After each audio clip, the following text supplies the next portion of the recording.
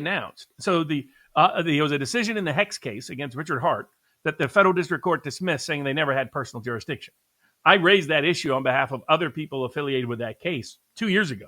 Told them that they were going to have serious problems with their case.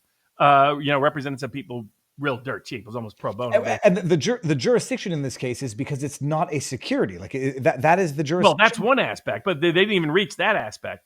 The court said even if what he was selling was a security, which I disagree with treating all crypto as securities, putting that aside, said he didn't purposely avail himself of any United States jurisdiction.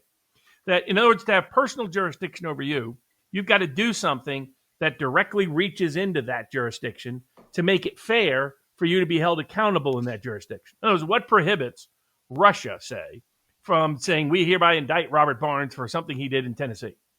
It's like, unless I purposely availed myself of Russia, Russia has nothing to do with it. It has no authority over me, no personal jurisdiction over me. Our personal jurisdiction laws are the same. If you're not a resident, if you're a resident, there can be general jurisdiction.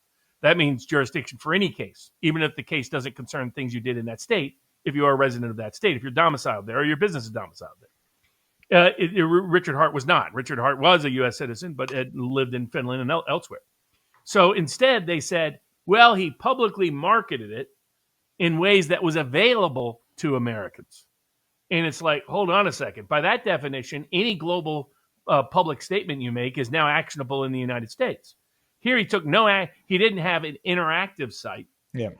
Clearly, by the way, he had some good legal counsel, how he handled this, right? And it was the marketing never had any interaction. It was here's the credit card link, here's the link, here's that. None of that. It was, here's this, go research it on your own, go make your own decision. And any action that took place wasn't related to his marketing.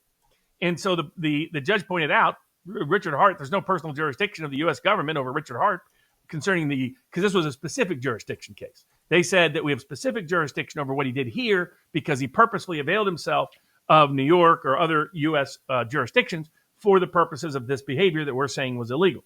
And he was like, no, I didn't.